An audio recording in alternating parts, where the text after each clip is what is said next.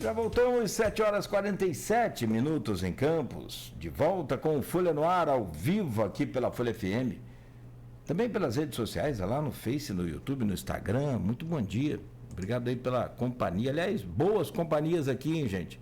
O Ana Paula Miranda, o Maurício Batista, o Jorge Gomes Coutinho também, aí, o professor, seu parceiro lá de bancada lá, Jorge Gomes Coutinho, grande roqueiro também. Botafoguense. Botafoguense, esse aí dos bons. Mas é um exemplo raro, não chora.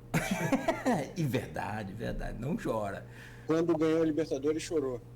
De emoção, né? Não é? Assim, não...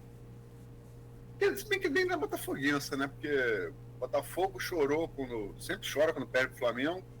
Nunca é derrota, é sempre um motivo, uma nave espacial que estava passando e pousou, enfim.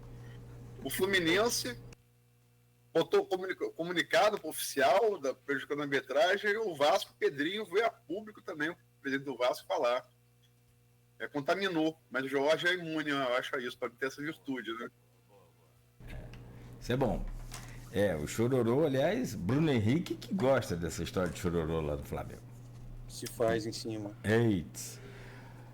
Aliás, sinceramente gostaria do Bruno Henrique no meu time, sim, sem dúvida nenhuma. Gente, voltamos aqui ao vivo. Campos agora com previsão de chuva para hoje, tem tempo nublado, faz 26 graus, estamos no outono brasileiro. O Folha no Ar é oferecido por Proteus, Unimed Campos, Laboratório Plínio Bacelar, Vacina Plínio Bacelar, Rede Mariana de Postos de Combustíveis e Radimed Diagnósticos por Imagem. Voltamos com o nosso convidado Carlos Abraão, professor da UF Campos, antropólogo, nos ajudando a entender aqui hoje todo esse processo, eu posso chamar de evolução, da humanidade, evolução cultural, enfim, evolução social.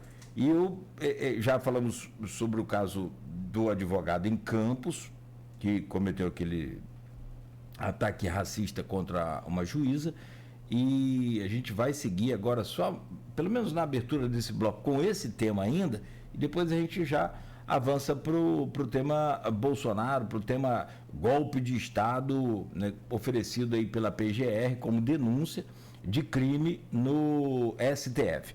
E eu peço a você, Luiz, então, para abrir esse bloco, por favor. Não, eu estava comentando aqui que, impactado pelo testemunho de ontem, eu fui por esse caminho, mas, enfim, jornalisticamente, você é um antropólogo, né?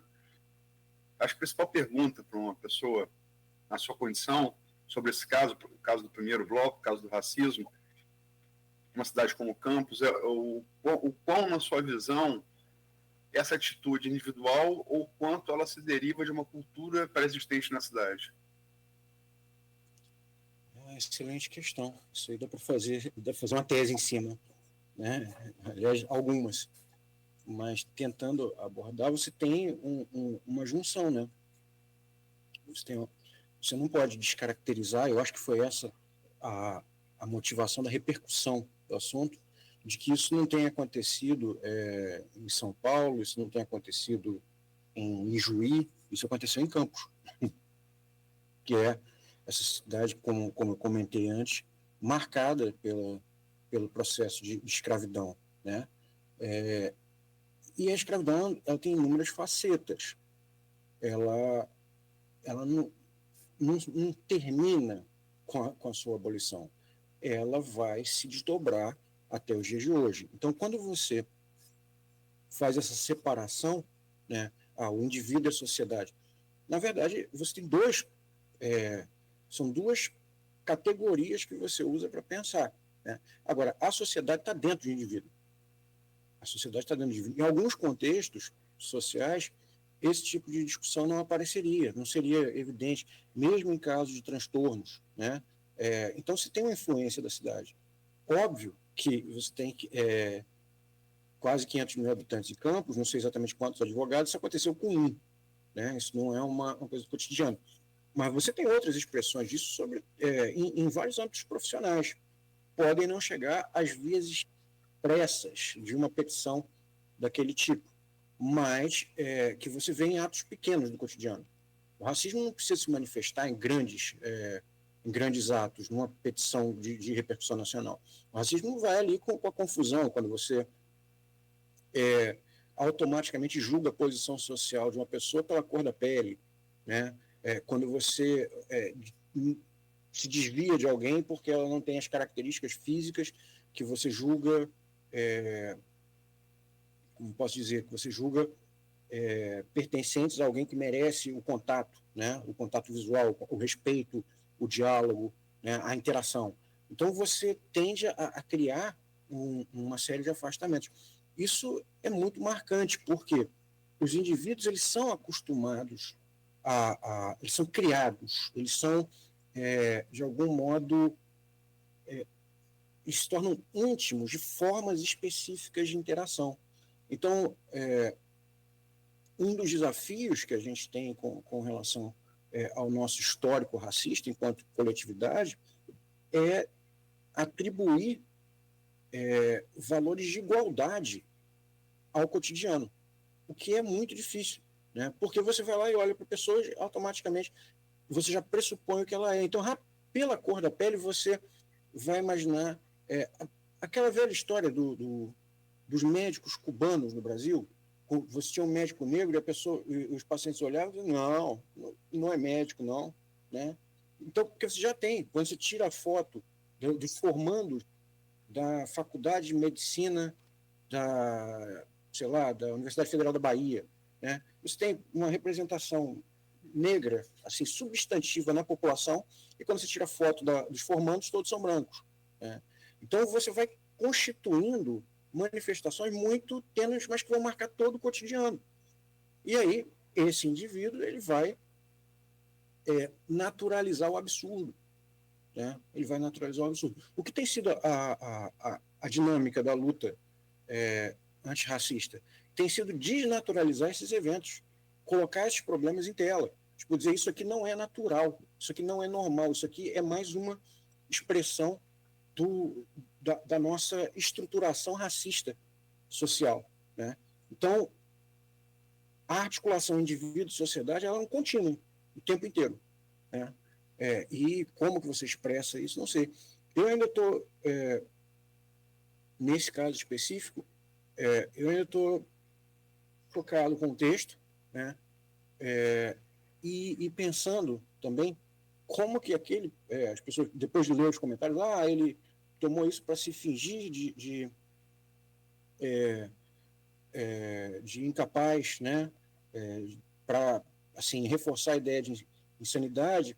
Eu fico pensando, essa ideia não me convence, né? Porque ele já tem, na própria petição, argumentos mais do que suficientes para pedir algum atestado de insanidade, pela falta de articulação das coisas, pelo histórico de tudo. Então, é um caso muito peculiar, mas, ao mesmo tempo, ele encarna os nossos desafios sociais, ele encarna a crueldade de uma constituição de sociedade racista.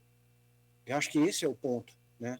Por mais que, mesmo sendo um caso de insanidade, ele teve assim, a brutalidade de explicitar isso. E tem um detalhe, né, que a gente fala da juíza como a pessoa, né, e eu não sei até que ponto essa é a única forma de abordar, porque a gente tem que lembrar o que é um juiz, ou uma juíza, no caso. É uma figura da mais alta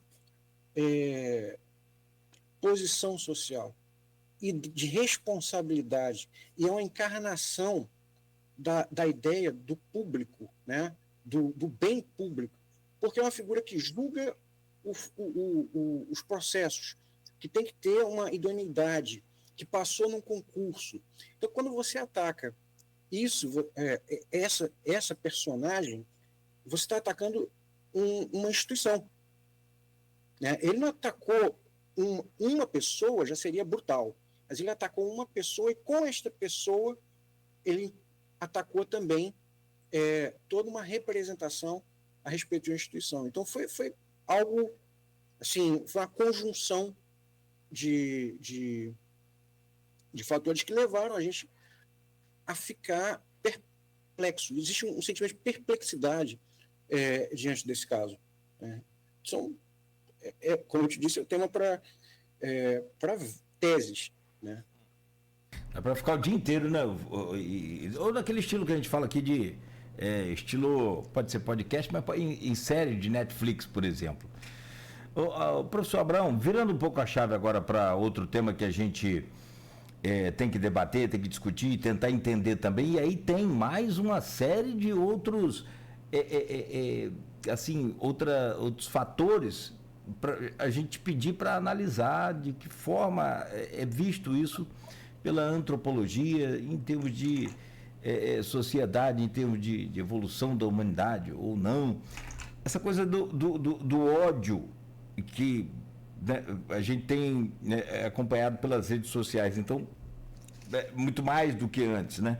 Terminou ontem o julgamento feito pela primeira turma do STF das denúncias ofertadas pela Procuradoria-Geral da República contra Bolsonaro e mais 33 pessoas. Inclusive, destaque também para lembrado aqui ontem no programa pelo Aloysio, com o alto escalão aí de parte das Forças Armadas brasileiras. Alexandre Ramage, Almir Garniero Santos, Anderson Torres, General Augusto Heleno, Mauro Cid, Paulo Sérgio Nogueira e Walter Braga Neto, além de Bolsonaro, foram considerados a partir de agora réus nesse caso. E aí começa agora a fase de instrução, e todo um processo que vai levar tempo. O que a gente quer começar a entender, pelo menos, nesse processo agora, é como que... E aí já tem... vamos desenrolando essa coisa rápida. Bolsonaro já começou a trazer para o lado pessoal e fez ataque ontem de novo ao Alexandre de Moraes. Segundo a imprensa, ele acionou o modo cercadinho, aquele que ele usava muito no seu governo, e de alguma forma influencia muito a sua bolha, os seus seguidores. Como que você vê esse episódio, esse momento, e ainda teve um cara tocando marcha fúnebre durante a coletiva de Bolsonaro ontem? Pessoal, só você para explicar a gente, como é que você vê esse contexto todo, Abraão? O Brasil não é para amadores, né? Mais ou menos assim. Não tem House of Cards que dê conta de 2 semanas da vida brasileira. Bem, a gente volta para a ideia, né, dessa representação simbólica do que vem a ser um juiz, que é, antes de tudo, um posto, mas é um posto que é ocupado por pessoas. Você precisa de materializar em indivíduos aquilo que é uma posição institucional. E é uma posição institucional de respeito, né? Ainda mais um ministro do Supremo. O que é o movimento, né? Como eu percebo esse movimento do Bolsonaro? Se ele personaliza a discussão, ele tira a imparcialidade institucional do foco. Então, por exemplo, o Alexandre de Moraes, ele não é um juiz, ele é uma pessoa que está envolvida emocionalmente. Então, o que ele está fazendo? Ele está tirando o processo do foco e ele está colocando como uma perseguição pessoal. Se é uma perseguição pessoal, ela pode ser, de algum modo, desacreditada. Né? Então, por isso você chama o cercadinho. E esse não é um processo qualquer. Né? Toda vez que a gente se refere a ele, a gente lembra imediatamente que quem está envolvido ali é um ex-presidente da República, você tem general, você tem ex-ministro, você tem figuras que são figuras de poder no país, poder político, poder econômico. Né? Então, você não está tratando de um processo de pessoas desconhecidas, nem pessoas com pouca influência social. Então, você tem uma articulação ali que é de tentar, pelos meios políticos, né, influenciar as decisões judiciais. E o Bolsonaro, ele fala disso há muito tempo. Né? Ele isso não começa agora, ele mexe com isso já, acredito, desde antes de ser presidente da República. Então, ele tem ideia de como você pode pressionar. E ele fez isso durante o governo dele também. né? Então, nesse momento, ele se vê numa situação muito peculiar, né? Ele responde, mas ele está dentro do processo legal, do devido processo legal, não é isso? Porque ele não foi condenado. Até o momento, pelo que eu entendi, né? Eu acho que os outros também, ele não foi condenado a nada, ele somente se tornou réu. Ele tem o direito de responder, né? O advogado dele disse ontem, olha, ele é inocente, né? Então ele vai provar a inocência dele. Então agora ele tem a oportunidade, né, legal de responder, de apresentar provas, né, de sua inocência, de mostrar supostamente que ele não teve envolvimento com isso, de uma maneira que ele nunca cogitou como legítima para os seus adversários políticos. Porque a gente está tratando de alguém que defendeu a ditadura, onde esse tipo de defesa não era permitida. Então, eu acho muito interessante você pensar na contradição, que nesse momento você tem vários integrantes do clã Bolsonaro falando em direitos humanos, né? Quando eles defendiam justamente o oposto, defendiam atrocidades, né? Mas com eles, eles não defendem isso.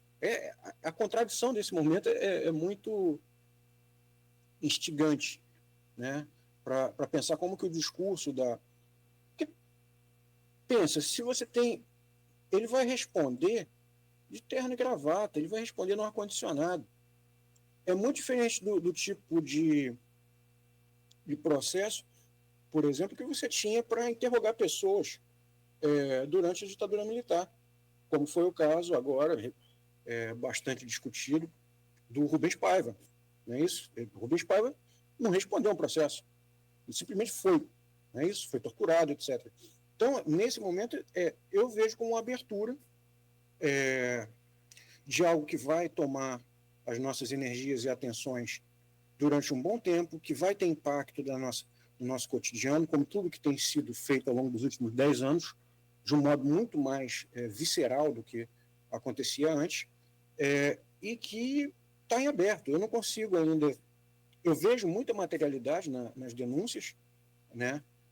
Inclusive porque, mesmo sem ter acesso à investigação da Polícia Federal, você tinha um discurso que dava sentido a tudo aquilo, né? Antes dos eventos, você tinha um personagem, que era o próprio Bolsonaro, que se apresentava defendendo tudo aquilo que agora é acusado de supostamente ter feito.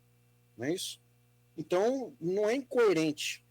E não é assim, nossa, ninguém pode dizer, estou surpreso com essas acusações, nunca imaginei isso dele. Como assim? Né?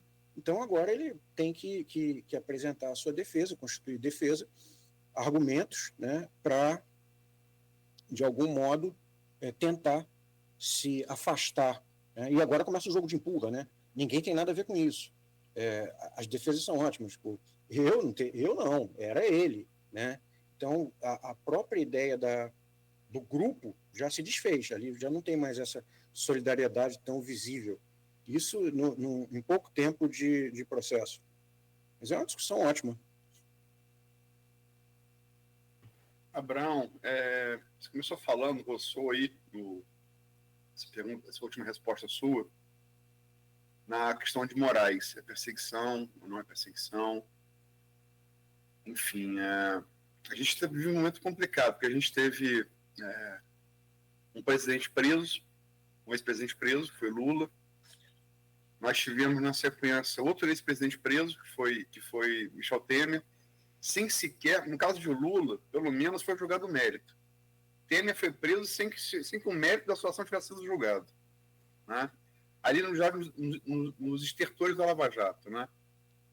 E você tem agora outro ex-presidente, que além de Bolsonaro, que é Fernando Collor de Mello, que espera o recurso no Supremo, em última instância, também pode ser preso por corrupção. Né? E temos Bolsonaro. O papel de Moraes nesse processo, eu tenho feito...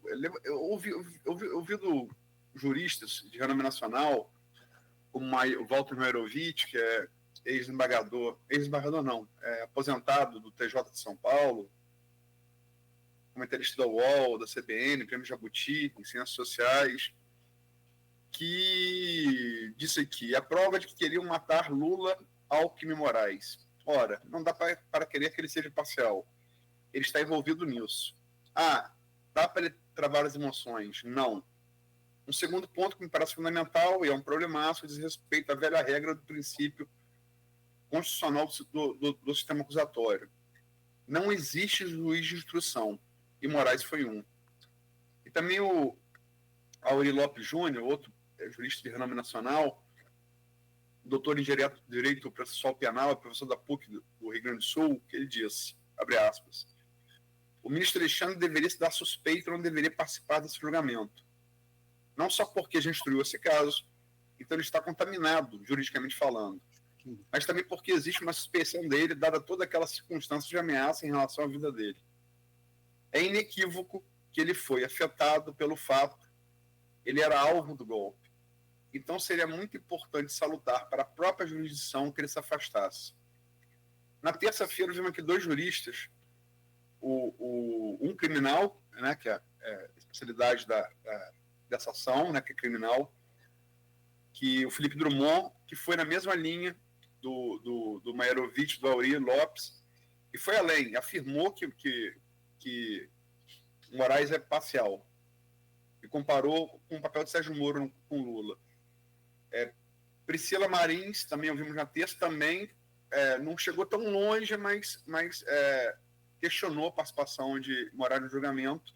Ontem ouvimos aqui 2 outros juristas, a Sandra Gimenez também foi pela mesma linha, acha que Moraes teria que se declarar suspeito, e por enquanto, logicamente isso não tem critério estatístico, são entrevistas, no máximo uma enquete.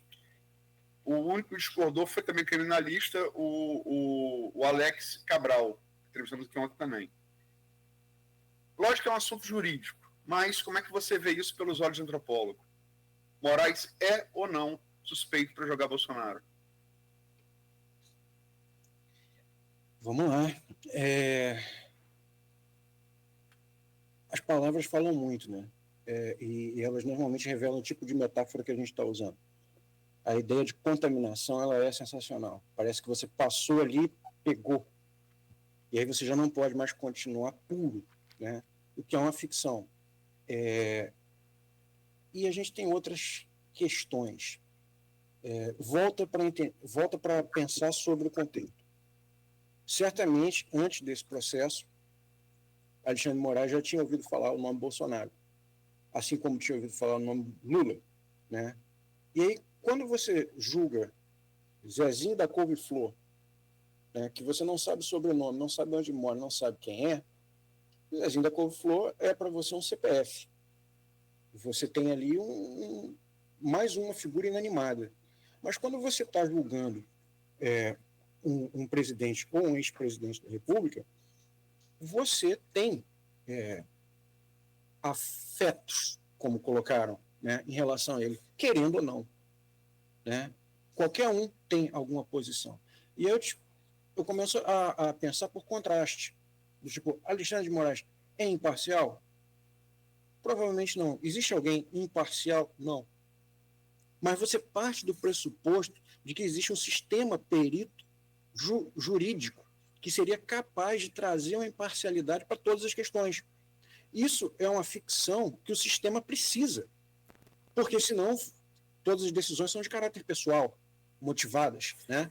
Embora você vai ter que abstrair essa influência das relações e vai ter que ir para um caráter supostamente técnico, né? E eu te pergunto, por exemplo, por contraste, se isso estivesse na mão do Nunes Marques, será que a estratégia retórica do Bolsonaro seria a mesma? Porque foi ele que indicou o Nunes Marques e o comportamento do Nunes Marques durante todo o tempo tem sido bem favorável, bem alinhado às ideias do Bolsonaro. E aí, se você me permite fazer um comportamento objetivo, o Nunes Marques votou contra a suspeição de Moraes. O único que votou favorável foi André Mendonça. Não é? Mas isso tem a ver com E quem é o Alexandre de Moraes? Foi o ministro indicado pelo Temer. né? Foi um ministro indicado pelo Temer. Você ganha uma grande independência a partir do momento que você assume. Aliás, eu acho que é o sonho de boa parte dos profissionais do direito, quando você assume aquela posição no Supremo Tribunal. E, bem, a partir dali você tem uma certa autonomia. Agora, o Nunes Marques tem um alinhamento. O fato de ele ter discordado de um ponto, né, durante toda a trajetória, não anula a porcentagem de alinhamentos que ele teve. Do mesmo jeito que o Zanin foi indicado pelo Lula, e as primeiras decisões eram chocantes, assim, para quem esperava dele, decisões garantistas, progressistas, etc. Mas o que eu quero dizer é o seguinte: você tem ali uma imparcialidade que ela é desejada, mas ela é ficcional, com qualquer um. Então, o que vai garantir, quando você chega nesse momento, o que garante a lisura, né? O que garante a lisura desse procedimento todo? É justamente o respeito aos ritos. Porque ele fala em ritos jurídicos. Então, o que é o rito, etimologicamente? É a ordem, é o ordenamento dos eventos, que tem a ver com a forma correta de proceder. Então, o Eliade diz que o rito ele é a profilaxia do caos, né? Então, é aquilo que vai garantir o ordenamento adequado. Onde que esse julgamento vai se amparar? Na figura de um juiz? Não. Ele vai tentar pautar todas as decisões na Constituição, no Código Penal, né? Ele vai se fortalecer em cima dos registros escritos. Não vai ser dificilmente ele vai poder dizer, olha, é uma decisão de livre convencimento motivado do juiz, né? Não vai ser isso. Ele vai ter uma decisão pautada em provas. O processo vai ficar muito mais técnico. Então, eu não consigo ver esse discurso, que foi um discurso, de algum modo, criado com o intuito de deslegitimar todo o processo, né? Se você diz que ele é personalizado no Moraes, e, claro, você pode dizer, teria um aspecto formal menos contraditório se fosse outro? Acredito que sim. No mundo ideal, não seria o Moraes a figura, mas você não teria uma figura que pudesse ser melhor, digamos assim. Talvez na apreciação pública ficasse interessante, mas é um sujeito que está acompanhando toda a discussão. Quando falam que está contaminado, não, ele está participando e está ciente. Ele é um personagem ativo, né, do STF. Então, ele ali encarna hoje, provavelmente, a figura mais qualificada e mais detentora de conhecimento sobre todo o processo que tem a ver com o inquérito das milícias digitais, todas as coisas que vão se articulando até o 8 de janeiro.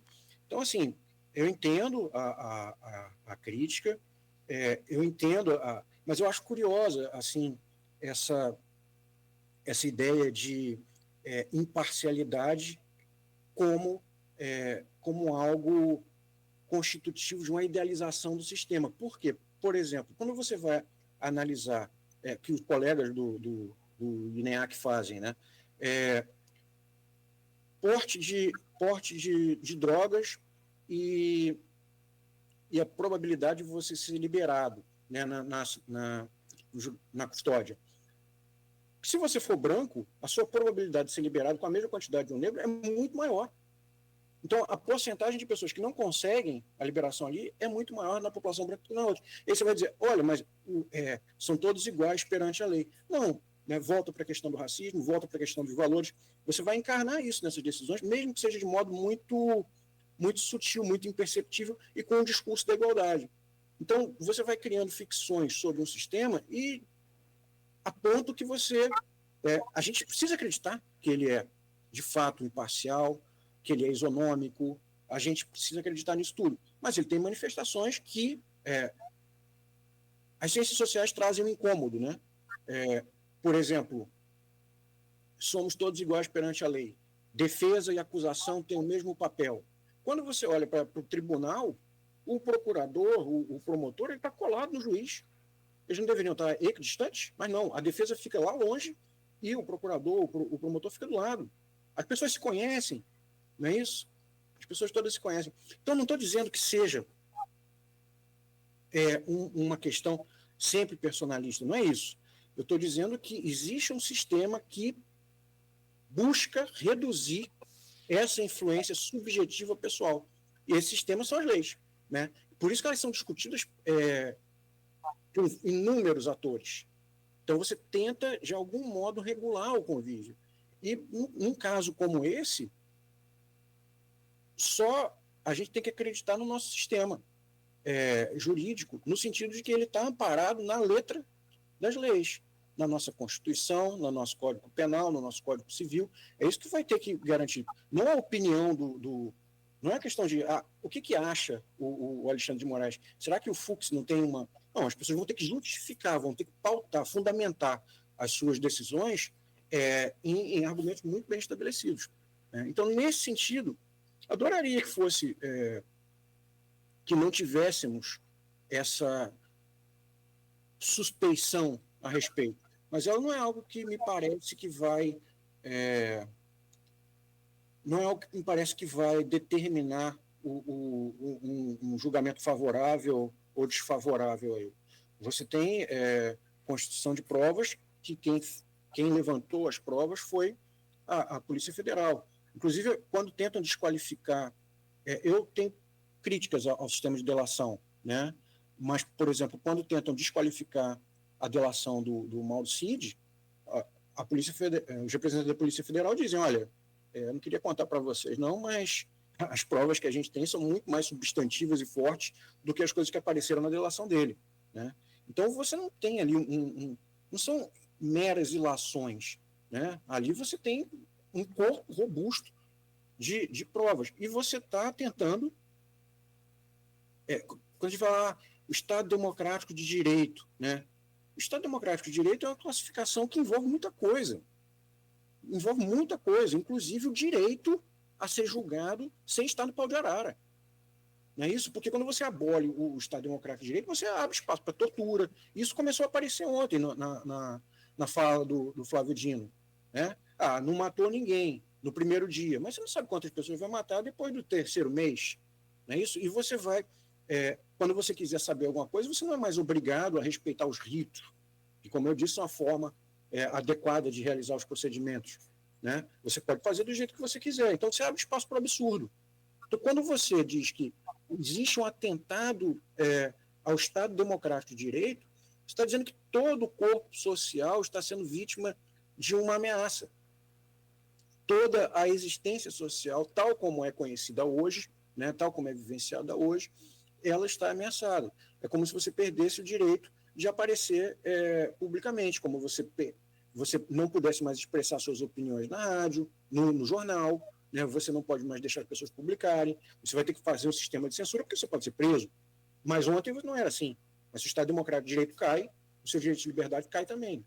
Não é isso? Então, a não ser que você seja, de algum modo, articulado com as figuras que ganharam o poder. Porque o poder vira quase que absoluto. Perfeito. Abraão, vamos ter que 8h20 encerrar o bloco. Só vou deixar os apontamentos. Se você quiser, você retoma eles no bloco seguinte. Primeiro, assim, você falou, os apontamentos que eu me vejo o dever de fazer, em busca da isenção, que não existe. Mas é uma quimera que tem que ser buscada, sim. Acho que é comum ao jornalismo, é comum ao judiciário, é comum à avaliação de um estudante universitário. Você tem que buscar, sim, ainda que seja uma quimera. Na lei brasileira, na Constituição brasileira, da qual o Supremo é guardião, não existe a figura do juiz de instrução. E Moraes foi um. Esse é um ponto. O segundo ponto, ninguém é imparcial. Tudo bem, ninguém é imparcial. No entanto, uma vítima de homicídio julgar seu algoz talvez relativizar um pouquinho esse princípio, né? Então, são só 2 pontos que eu quero deixar, mas eu peço a você que os retome no início do bloco seguinte, por favor. Ok. Bom a gente fazer essa pausa rápida aqui. Então, daqui a pouco o Abraão volta com a gente. O Aloysio também, você continue aí, porque agora esse bloco é bem rápido. Esse intervalo é 2 minutos e meio e a gente vai estar de volta e aí também tocando nessas pontuações aí apontamentos que o Aloysio fez e também outros temas que a gente já separou aqui para conversar com o professor da UF, Carlos Abraão, antropólogo, hoje com a gente. No oferecimento de Proteus, Laboratório Plínio Bacelar, Unimed Campos, também de vacina Plínio Bacelar, Rede Mariana de Postos de Combustíveis e Radmed Diagnósticos por Imagem. A gente volta a seguir. 7h55. Pensou em energia solar? Pensou